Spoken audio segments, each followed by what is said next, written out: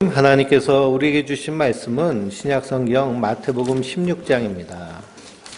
마태복음 16장 13절로 20절까지의 말씀입니다. 마태복음 16장 13절로 20절까지의 말씀, 우리 한 목소리로 같이 읽겠습니다. 예수께서 빌립보 가이사랴 지방에 이르러 제자들에게 물어 이르시되 사람들이 인자를 누구라 하느냐? 이르되 더러는 세례 요한, 더러는 엘리야, 어떤 이는 예레미야나 선지자 중에 하나라 하나이다.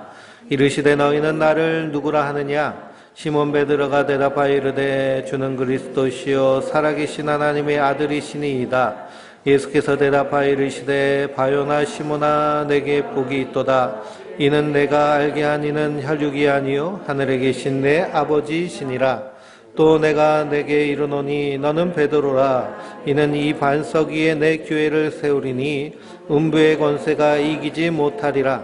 내가 천국 열쇠를 내게 주리니 내가 땅에서 무엇이든지 매면 하늘에서도 매일 것이요 내가 땅에서 무엇이든지 풀면 하늘에서도 풀리리라 하시고, 이에 제자들에게 경고하사 자기가 그리스도인 것을 아무에게도 이르지 말라 하시니라. 아멘. 하나님께서 주시는 은혜와 평강이 우리 성도님들에게 늘 충만하시기를 주님의 이름으로 축원드립니다. 추석 연휴가 시작되는데요, 연휴를 아주 행복하고 즐겁게 잘 보내시기 바랍니다. 또 여성교회에서 송편을 준비했습니다.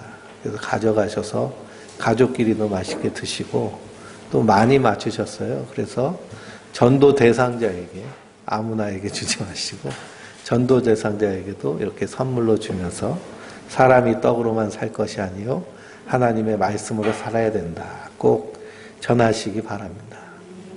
그래서 한 주간 동안 우리가 추석 연휴를 맞이하는데요, 우리가 지난주 말씀을 통해서도 사두개인들과 바리새인들이 표적을 구합니다. 근데 예수님은 무슨 표적이면 된다고 그래요?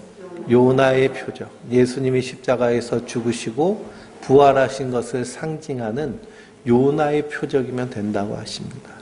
그러니까 예수님의 십자가와 부활, 이 복음이면 우리에게는 다 무엇이든지 아멘이고, 더 이상의 것들은 하나님의 은혜로 우리가 이 땅에서 하나님 나라를 잠시 맛보는 그런 하나님의 선물입니다. 그래서 성도는 하나님 우리에게 행하신 은혜의 이 팩트를 믿는 믿음으로 한 걸음 한 걸음 살아갈 때 우리 삶 가운데 여러 가지 체험을 통해서 하나님이 여기 있다, 내가 너를 사랑한다 라고 우리에게 사인을 주실 때 우리가 그때 기쁨으로 감사함으로 살면 그것이 족한 줄 믿습니다. 그래서 성도는 바리새인의 누룩, 사두개인들이 주는 누룩, 그걸 가지고 먹는 자들이 아니라 누룩 없는 떡 대신 예수 그리스도 안에서 만족하는 자들입니다. 그래서 대한민국 사람들은 참, 우리 조상들은 지혜로워 가지고요, 그래서 떡에다가 누룩을 안 넣잖아요. 그렇죠? 빵에는 누룩을 넣는데 떡에는 누룩을 안 넣고 그냥 방아 쪄가지고 그래서 깨에다 설탕 발라가지고 먹습니다. 참 지혜로운데 맛있게 드세요. 네. 맛있게 드시면 됩니다. 오늘 예수님께서 제자들과 함께 가이사랴 빌립보로 가셨습니다. 가이사랴 빌립보 지방으로 가셨는데요, 이 가이사랴 빌립보는 어떤 곳이냐 하면 아주 그냥 좋은 휴양지입니다. 그래서 저 태백에 가면은 낙동강과 한강에 그런 발원지가 있잖아요. 그래서 태백 저도 한번 여행을 가봤는데 아주 좋은 기억이 있습니다. 근데 이 가이사랴 빌립보는 바로 이 요단강의 발원지가 되고요, 여기서부터 헬몬 산에서 물이 흐르고 흘러가지고 이 물이 흘러서 이 갈릴리 호수를 채우고 그 호수가 넘쳐서 사해 바다까지 흐르는 그런 지가 가이사랴 빌립보입니다. 그러니까 이것이 아주 좋은 곳인데요, 그래서 이름을 가이사랴 빌립보라고 지은 이유는 뭐냐 하면, 가이사는 카이샤르라고 하는 그 로마의 초대 황제죠. 그래서 집정관이었다가 이렇게 황제의 자리에 앉은 사람이 카이사르입니다.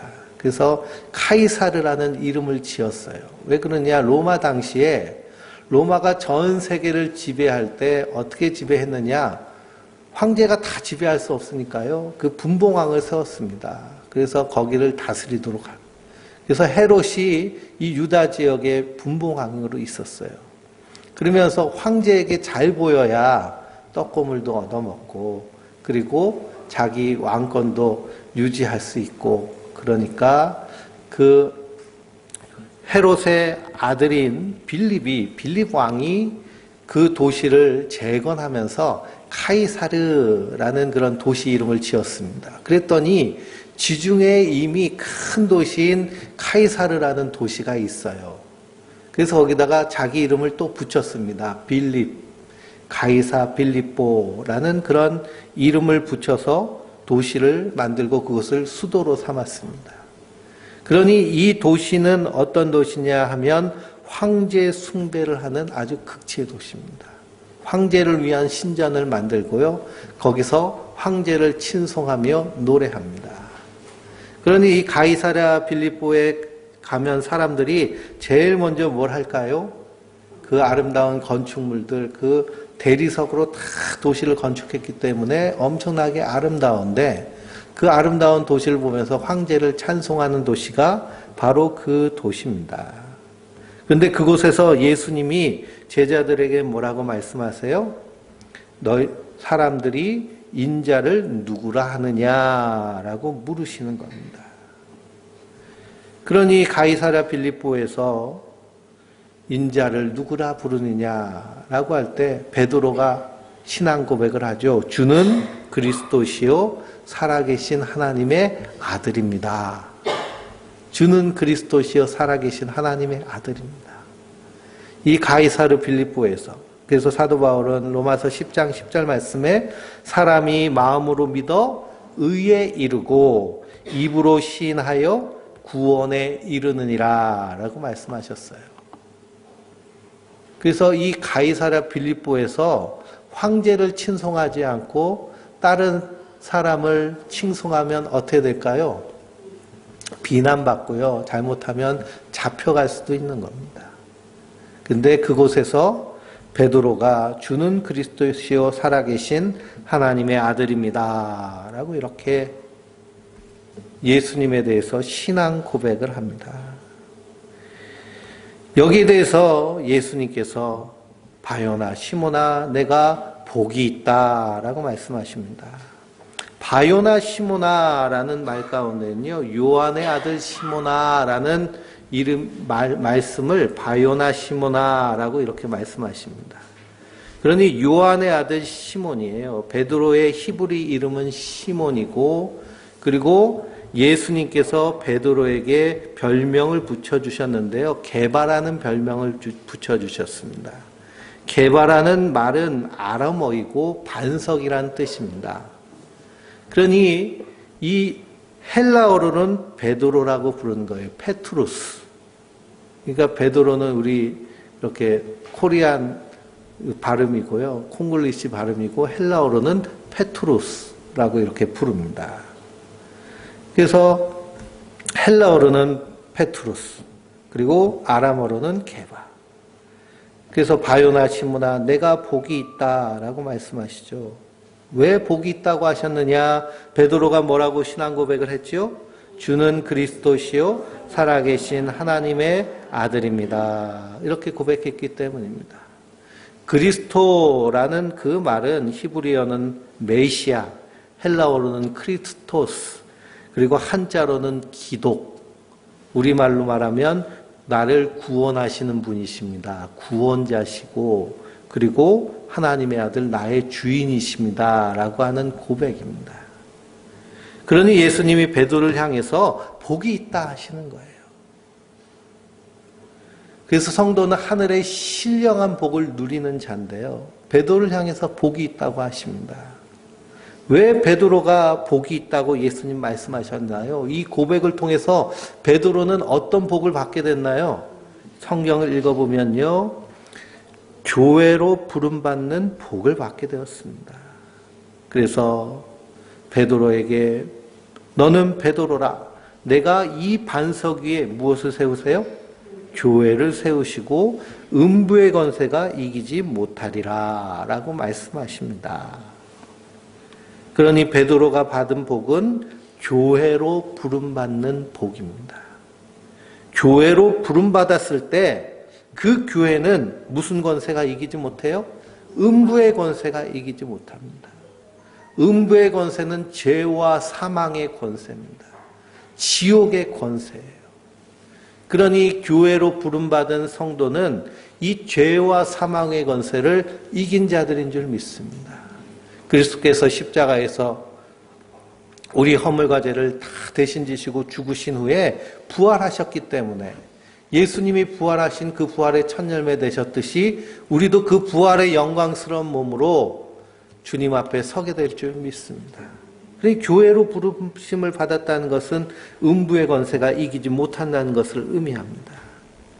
그런데 지금 세상을 보면요, 한국의 교회들이 사람들에게 손가락질을 받는 그런 곳이 되어버렸습니다. 그래서 어디서 가서 목사라고 교인이라고 말하기도 부끄럽고 힘든 시대를 우리가 살고 있는데요. 왜 그러느냐? 바리새인들과 서기관들의 누룩이 교회 안에 들어왔기 때문이에요. 교회 안에서 세속화되었다는 것은 이 땅의 번영, 이 땅의 성공이 마치 신앙의 성공인 것처럼 예수님 잘 믿는 그런 표상인 것처럼 잘못 가르쳤기 때문입니다. 온갖 신비주의들 그리고 잘못된 종말론들, 그래서 저 신천지의 이단이라든지 안 그러면 신사도 운동 같은 그런 잘못된 신앙의 행위들은 바리새인들의 누룩과 같습니다. 그래서 순전한 복음 안에서 이 음부의 권세를 이기고 세상에서 빛과 소금의 역할을 감당해야 되는데 그 잘못된 누룩들 때문에 변질된 거예요. 그래서 기독교는 개신교라고 얘기하죠. 개신이라는 뜻은 뭐냐 하면 개혁된다는 겁니다. 그러니 교회의 역사 가운데 2000년 역사뿐만 아니라 이 개신교의 역사는 계속된 개혁과 갱신의 역사입니다. 개혁의 분명한 롤 모델이 있어요. 그 모델이 무엇이냐? 성경 사도행전에 나와 있는 초대교회의 모습입니다. 오직 복음으로 하나 된, 오직 예수 믿는 믿음으로, 그래서 다른 표적을 구하는 것이 아니라 예수님의 십자가와 부활이면 만족하는 공동체가 바로 하나님의 교회인 줄 믿습니다. 그래서 베드로가 어떤 복을 누리게 되느냐? 교회로 부름받는 복을 누리게 돼요. 그러면서 예수님이 베드로에게 복이 있다 하신 것은 이 고백이 너의 혈과 육으로 되어진 고백이 아니기 때문에 복이 있다고 말씀하십니다. 그러니 이 고백은 누가 주신 고백이에요? 하나님이 주신 고백입니다. 요한복음 1장을 읽어보면 영접하는 자, 곧 그 이름을 믿는 자들에게는 하나님의 자녀가 되는 권세를 주셨습니다. 그런데 이는 혈통으로나 육정으로나 사람의 뜻으로 나지 아니하고 오직 하나님의 뜻으로 난 자들이니라 라고 말씀하십니다.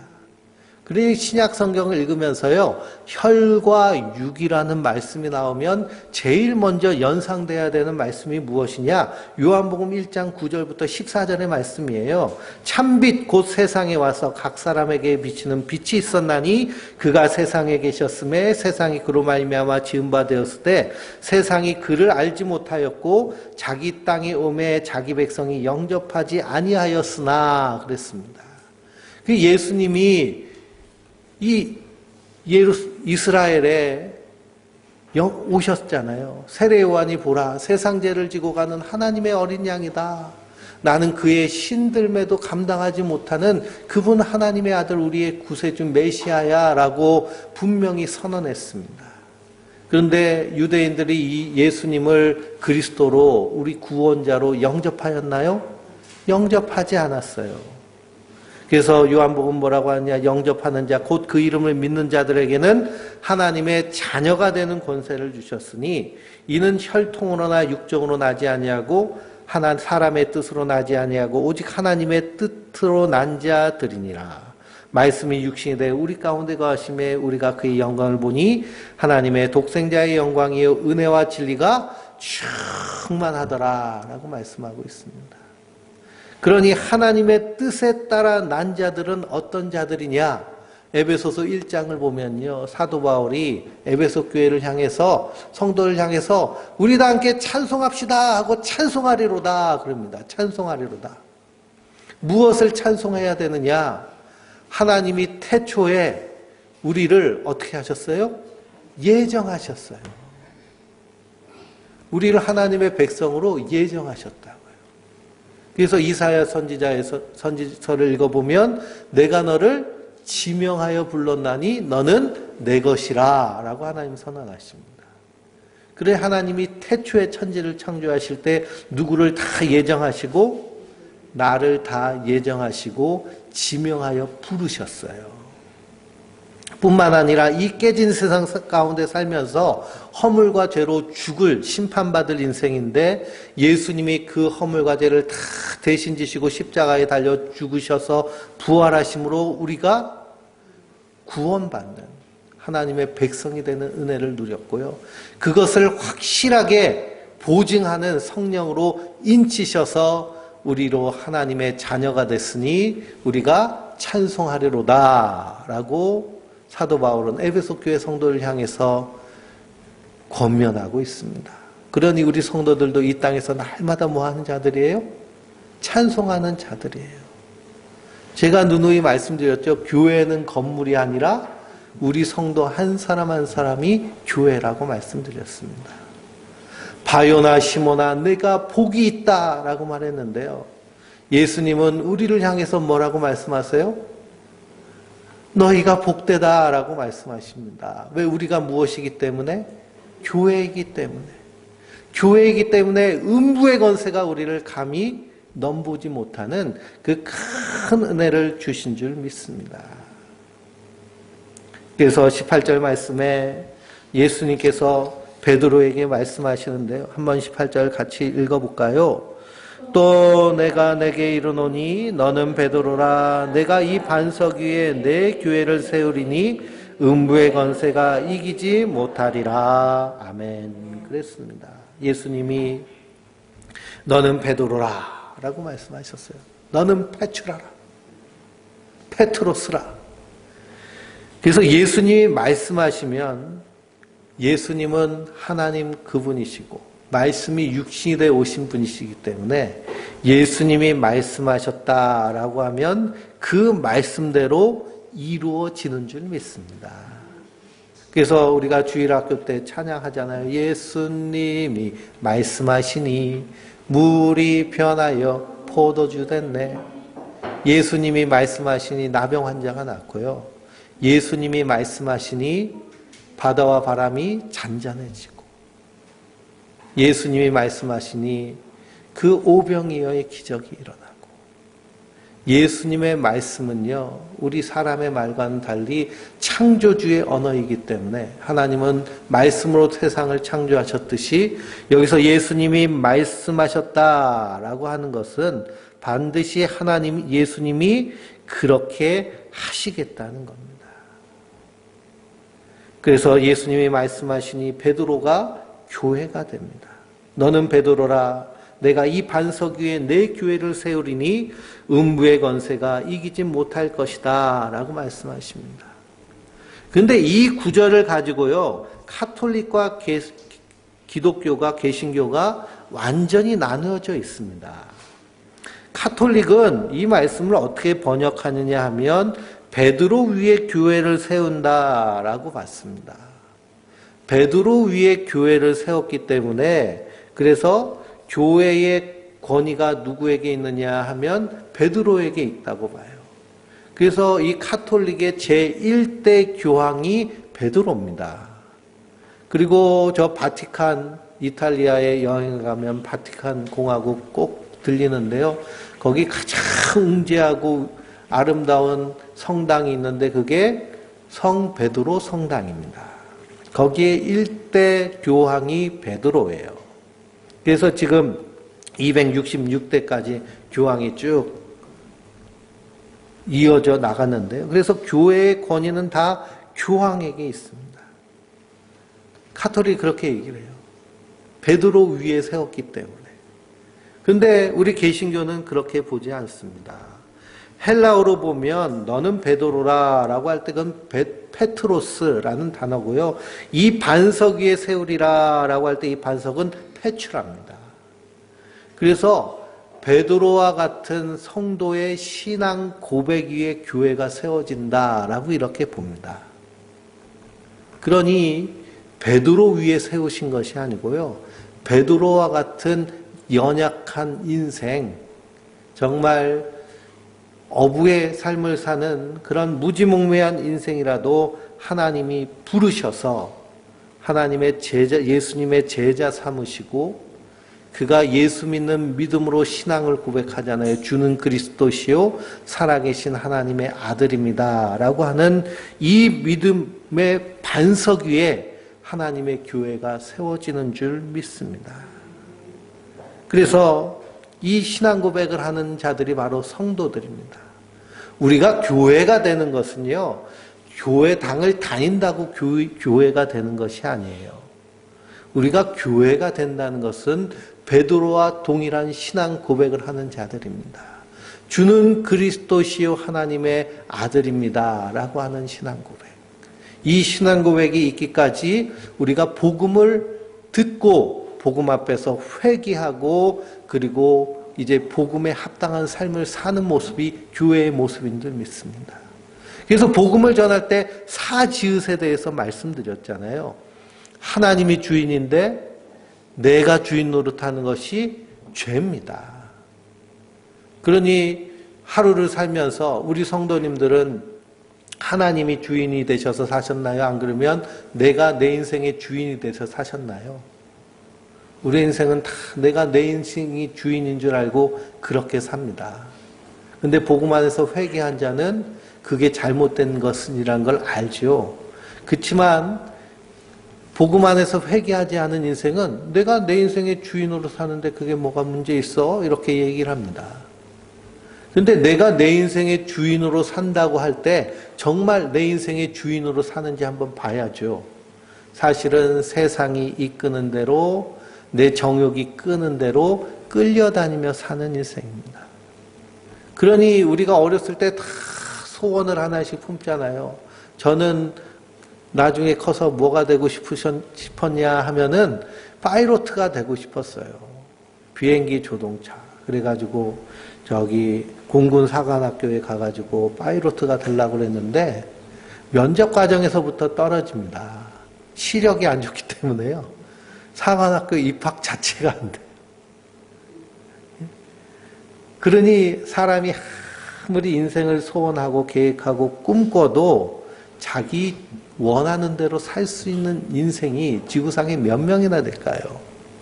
그러니 다 세상이 끄는 대로, 정욕이 끄는 대로, 그 뒤에서 마귀가 조정하는 대로 사는 것이 우리 인생입니다. 그러니 믿음의 시작은요, 하나님이 계신 것과 그분이 이 온 우주와 나의 주인임을 아는 거예요. 근데 하나님 주인인데 내가 주인 노릇하는 것이 성경에서 말하는 죄입니다. 성경에서 말하는 당신은 죄인입니다 라는 말은요, 세상 도덕, 윤리, 법률적인 죄를 얘기하는 것이 아니라 하나님이 주인인데 내가 주인 노릇하는 것이 죄인 거예요. 그 죄는 반드시 심판받게 되죠. 세상 법률도요, 이게 주인이 분명히 있는데 엉뚱한 사람이 와가지고 그걸 막 주인 노릇하고 하면은 그거는 그 도둑질이 돼버립니다. 그래서 저기 제 차가 있어요. 제 차가 있는데 어떤 사람이 와가지고 자기가 막 몰고서는 다니고 그러면은 절도가 해당되죠. 마찬가지로 하나님이 주인이신데 내가 주인 노릇하며 사는 거는 하나님 앞에 절도죄에 해당되고요. 그리고 반역죄에 해당됩니다. 하나님을 인정하지 않으니까. 하나님이 왕이신데 왕됨을 인정하지 않는 건 역적이죠. 그 역적은 반드시 어때야 될까요? 예? 죽어야 됩니다. 조선시대에는 삼족을 멸했고요. 저 중국은 구족을 멸했습니다. 구족을 멸하면은 어떻게 죽을까요? 생전 듣도 못한 친척까지요, 싸그리 다 죽임을 당합니다. 그게 역적죄의 그 무서움인데, 그러니 하나님 앞에 반드시 심판받는 죽을 죄인데, 그 죄를 누가 받으셨어요? 예수님이 우리를 대신해서 십자가에 달려 죽으셨어요. 성도는 그 예수님의 은혜로 사는 자들입니다. 죽을 인생을 살려주셔서, 그래서 하나님의 교회 삼으신 거예요. 음부의 권세가 감히 덤비지 못하는, 음부의 권세를 이길 권세를 우리에게 주신 줄 믿습니다. 그래서 이제는 내가 주인이 아니라 하나님이 주인된 인생을 사는 것, 이 고백이 바로 주는 그리스도시요 살아계신 하나님의 아들입니다 라는 고백 안에 담겨져 있는 신앙 고백이에요. 이 고백하는 성도 위에 하나님 교회를 세우셨다는 겁니다. 그래서 이 베드로에게 복이 있다 하시면서 이 베드로 위에다가 하나님의 교회를 세우시겠다고 그래요. 그러면서 19절 말씀해 보니까 예수님이 베드로에게 뭘 주시겠대요? 내가 천국 열쇠를 내게 주리니 내가 땅에서 무엇이든지 매면 하늘에서도 매일 것이요 내가 땅에서 무엇이든지 풀면 하늘에서도 풀리리라 라고 하셨습니다. 그러니 천국 열쇠를 이 베드로에게 주셨어요. 그런데 베드로에게만 주신 건가요? 가톨릭은 베드로에게만 줬다고 주장을 해요. 그러니 천국 열쇠를 베드로에게서 이어진 교황들이 천국 열쇠를 가지고 있다고 얘기합니다. 그러니 교황의 한마디 한마디가 어떤 말씀이에요? 천국을 열고 닫는 말씀이에요. 그러니 교황권에 대들면 어떻게 돼요? 예? 천국 문 닫아버리면 지옥 가야죠. 그래서 중세시대에 왕이고 귀족들이 교황 밑에서 벌벌벌벌 떨었습니다. 왜 그럴까요? 천국 열쇠를 가지고 있는데 교황님 말씀을 어기면 그러면 지옥 가는 거예요. 그래서 한 번은 저 프랑스 왕이 교황에게 대들었다가 그따가 교황이 쳐들어와가지고 완전히 그냥 전쟁에서도 이기고 그리고 그 프랑스 왕을 그냥 꺾어버렸잖아요. 프랑스 왕이 벌벌 기어가지고 우리나라 삼전도의 그런 수치처럼 그렇게 왕이 교황에게 기어가가지고 용서를 구합니다. 이걸 카노시아의 굴욕이라고 얘기해요. 중세시대의 모습이 그런 모습인데 지금도 가톨릭은 그런 나라를 꿈꿉니다. 그래서 교황이 천국의 열쇠를 가지고 있다고 얘기를 해요. 그렇지만 이 말씀을 잘 우리가 묵상해 보면 천국 열쇠를 누가 가지고 있어요? 교회가 가지고 있어요. 교회가 누구라고요? 예? 베드로와 같이 연약한 인생이지만 주는 그리스도시요 살아계신 하나님의 아들입니다 라고 이렇게 신앙 고백하는 자가 하나님의 교회잖아요. 교회는 건물이 아니라 누가 교회라고 했어요? 내가 교회라고 했어요. 천국 열쇠를 누가 가지고 있어요? 누가 가지고 있어요? 우리 성도님들 한 사람 한 사람이 하나님 나라의 열쇠를 쥐고 있는 줄 믿습니다. 잊지 마세요. 천국 열쇠를 누가 쥐고 있어요? 모르겠어요. 어디 있는지? 잘 찾아보세요. 어디 있나? 가방에 넣어놨는지. 천국 열쇠는 내가 가지고 있어요.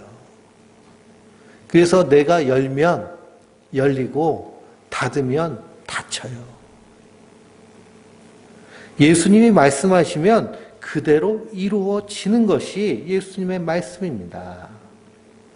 그래서 마태복음 한번 11장을 찾아보실까요? 마태복음 11장.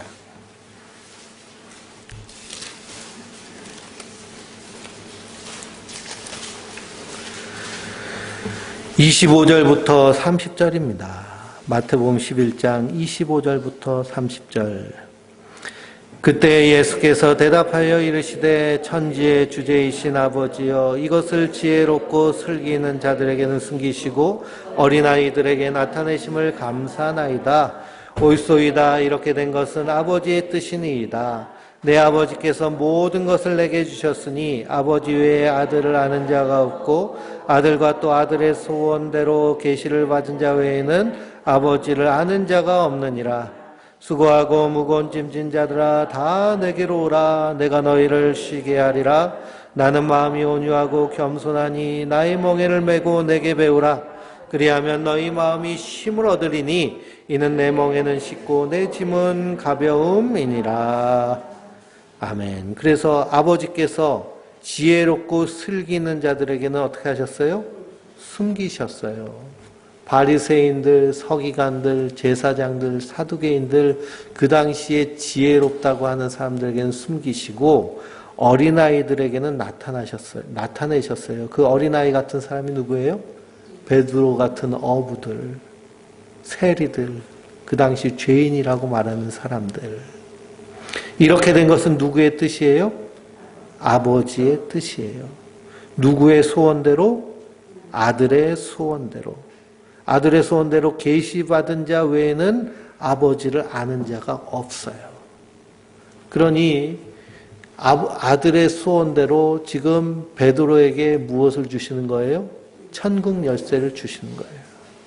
베드로와 같이 어린아이와 같은 그런 연약한 자이지만 그러나 주는 그리스도시요 살아계신 하나님의 아들입니다 라고 하는 예수님의 실체를 고백하는 것은 자기의 베드로의 실력이 아니라 누구의 은혜예요? 하나님의 은혜로 된 교회된 자의 모습인 줄 믿습니다. 이 사람이 무엇을 가지고 있다고요? 천국의 열쇠를 가지고 있어요. 천국의 열쇠를 가지고 수고하고 무거운 짐진 자들아 다 내게로 오라. 내가 너희를 쉬게 하리라 하였는데 누가 먼저 쉼을 얻을까요? 나 자신이 먼저 쉼을 얻어요. 바리새인들의 누룩, 서기관들의 누룩, 그 누룩 받아 먹으면서 살면 우리 안에서 점점 무엇이 무거워질까요? 종교적인 짐이 무거워지고요. 삶의 짐이 무거워집니다. 번영 신학, 믿음의 신학, 성공 신학. 그래서 예수 믿으면 이 땅에서 복 받고 열심히 기도하면 하나님 응답해 주시고 그러니 열심히 기도했는데 하나님 좋은 직장 주세요. 일이 성공하게 되세요. 열심히 기도했는데 직장이 안 생기고 일하는 게 점점 꼬이고 그러면 뭐라 그래요? 아니 나 이렇게 기도했는데 왜 하나님 안 들어주시냐고. 그럼 뭐라고 얘기하면 될까요? 기도가 모자라. 정성이 모자라. 하나님께 더 드려야 되는데 당신 한번 삶을 돌이켜봐. 그렇게 말하면 할 말이 아무것도 없는 겁니다. 그러니 40일 금식하고 몇십일 금식하면서 하나님께 매달려서 받아들여야 되는 그 인생의 짐이요 쉼이 없어지고 신앙생활이 더 고달파지는 것이 바리새인과 서기관들의 누룩입니다. 그러니 이런 거 다 버리고 오직 예수 그리스도 안에서 천국의 열쇠를 내가 가지고 있어요. 예수님이 하신 말씀대로 살아나갈 때 우리 삶 가운데 하나님 나라를 누리게 되는 줄 믿습니다. 그래서 천국의 열쇠를 가지고 있는 사람, 그것이 바로 교회된 성도들 우리들입니다. 그래서 이 열쇠를 가지고 문을 열고 누가 먼저 들어가야 될까요? 내가 먼저 들어가야 돼요. 내가 먼저 들어가서 하나님 나라를 누려야 될 줄 믿습니다. 세상이 말하는 것, 세상이 가르쳐주는 것, 그것을 거절하고 하나님이 말씀하시는 것을 받아 누려야 돼요. 우리는 어렸을 때부터 성장하면서 내 안에 생기는 그런 자아, 이 자아의 모습은요, 순전히 부모님의 양육 태도와 나의 삶의 자리에서 형제와의 관계, 친구와의 관계, 선생님과의 관계, 부모님과의 관계에서 생겨난 것이 나의 자아의 모습입니다. 그래서 나의 자아 가운데서 가장 크게 자리 잡는 것이 뭐냐면 상처예요. 이 상처 안에는 무엇이 있느냐면 열등감, 비교의식, 경쟁의식, 수치심 이런 것들이 가득 차 있습니다. 그래서 이 땅에 살면서 비교하면서 열등감 느끼고 경쟁하면서 열등감 느끼고 나 자신을 바라보면서 수치심 느끼고 자기를 혐오하기까지 하고 세상에서 내가 살아가면요 이런 모습으로 살아가요. 누구나 다 열등감이 있고요. 그리고 누구나 다 수치심이 있고 누구나 다 자기를 사랑하지를 않아요. 그래서 우리 성도님들 아침에 일어나셔서 거울을 보시고 아 교회 가야 되는데 머리를 잘 만져야지 그러면서 어떤 생각을 하시나요? 이쁘다, 아름답다, 귀하다, 소중하다, 천하보다 귀한 영혼이다. 할렐루야 하시면서 오셨나요? 네. 하나님 뭐라고 말씀하세요? 성경은 뭐라고 말씀하세요? 이쁘다고 하시잖아요. 아름답다고 하시잖아요. 보배롭고 존귀하다고 하시잖아요. 천하보다 귀하다고 하시잖아요. 내 어여쁜 자요 나의 사랑이요 이렇게 말씀하시잖아요. 천국문을 들어가서 세상이 말하는 내 자아 안에서 말하는 그 외침을 부인하고 하나님의 말씀을 받아들일 때 우리 안에서 하나님 나라가 시작되는 줄 믿습니다. 내가 규정하는 내가 아니라 하나님 말씀하신 나를 받아들이는 거예요. 이게 말씀으로 사는 겁니다. 이게 성경으로 사는 것이고요. 성령님의 인도하심을 받고 사는 거예요. 평생을 살면서 사람들이 얘기하는 것에 우리가 귀 기울이면서 거기에 상처받으면서 그런 줄 알고 살잖아요. 그래서 부모가 어린아이에게 어린 딸에게 이 더러운 년아 그러면은 이 아이는요 난 더럽지 않아 라고 말로는 얘기해도 자기 자의 시간에 뭐가 생겨요? 난 더러운 년이야 더러운 년이야 이런 게 생겨요. 그게 평생을 따라다니면서 그런 삶을 살도록 만드는 것이 그것이 우리 안에 있는 그런 상처 입은 심령입니다. 그런데 바요나 시므나 내가 복이 있다고 하시잖아요. 음부의 권세가 너를 해치지 못한다. 음부 권세를 이길 수 있는 그 은혜를 주시고 자녀된 권세를 주셨습니다. 이게 천국의 열쇠인 거예요. 내가 그 천국을 들어가며 천국을 누려야 될 줄 믿습니다. 뿐만 아니라 우리가 우리 주변에 있는 사람들을 어디로 인도할 수 있어요? 천국으로 인도할 수 있습니다. 이 추석 때 가족들이 모여 있는데요. 이 가족들이 이 모임 자리를 천국으로 만들 수 있는 사람은 누구예요? 천국 열쇠를 가지고 있는 성도들이 납니다. 근데 천국 문을 꽉 닫아버리고 인상 팍팍 쓰면서 나만 일하냐고 그냥 큰 소리 치면 순식간에 뭐가 돼요? 지옥이 되죠. 근데 이 천국 문을 활짝 열고 나에게 주신 그 하나님의 은혜 함께 나눌 때 무엇이 시작될까요? 우리 안에서 하나님 나라가 시작됩니다. 사도행전의 초대교회가 성령의 충만함을 받고 그리고도 비로소 나가서 복음을 증거합니다. 복음을 증거할 때 많은 사람들이 회개하며 예수님께 돌아오죠. 어떻게 복음을 전하느냐? 사도행전 2장을 보면요. 이스라엘 온 집이 정녕 알지니 너희가 십자가에 못 박은 이 예수를 하나님이 주와 그리스도 되게 하셨다라고 선언하십니다. 그랬더니 사람들이 가슴을 치며 우리가 어찌합니까? 어찌할꼬 하니 베드로가 너희가 회개하여 각각 예수 그리스도의 이름으로 세례를 받고 죄 사함을 받으라. 그리하면 성령을 선물로 받으리니 그랬습니다. 그래서 세례받고 예수를 믿는 사람들이 늘어났는데요. 그 제자의 수가 3,000이나 더하더라 라고 성경은 말씀하고 있습니다. 그러니 우리가 천국문을 활짝 열고 천국으로 초대하는 것은 무슨 일을 하는 걸까요? 복음을 전하는 거예요. 복음을 전하는 거. 그러니 송편을 갖다 주면서도 맛있어 교회에서 했는데 먹어봐 하고 끝나는 것이 아니라 거기서 뭐가 전도돼야 돼요? 말씀과 복음이 선언돼야 됩니다. 그래서 천국 문을 활짝활짝 여는 자들이 성도들인 줄 믿습니다. 천국 문을 가로막고 있는 사람도 있습니다. 예수님께서요, 바리새인들을 향하여서 뭐라고 말씀하시느냐? 너희가 하나님 나라 문은 막고 그리고 다른 사람들도 들어오지 못하게 하는구나 라고 그들을 향해서 화 있을진저 이렇게 말씀하십니다. 그러니 천국 열쇠를 우리가 받았는데 그 문을 열고 활짝 열고 하늘의 보화를 내어오는 그런 지혜로운 천국의 제자된 서기관이 바로 우리들 나다. 그 사실을 잊지 마시기 바랍니다. 그래서 이 추석을 보내면서 하나님 나라를 먼저 누리시고 내가 이 열쇠를 가지고 있구나. 그리고 이 하나님 나라를 사람들에게 맛보게 하는 일을 감당하는 것이 우리 성도들에게 주어주신 사명인 줄 믿습니다. 그러므로 언제라도 잊지 마시기 바랍니다. 천국 열쇠는 누가 가지고 있어요? 내가 가지고 있습니다. 내가 이 열쇠를 사용해서 활짝 열어야 됩니다.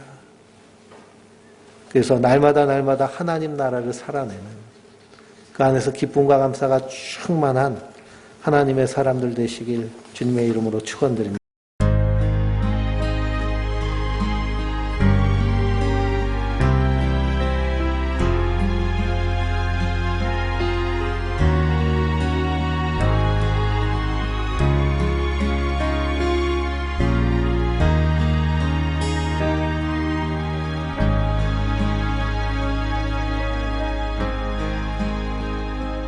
어둠 속에 매이던 내 영혼 갈 길 몰라 방황할 때에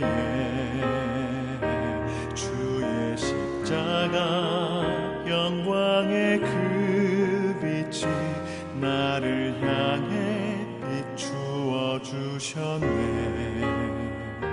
주홍빛보다 더 붉은 내 죄 그리스도의 피로 씻기어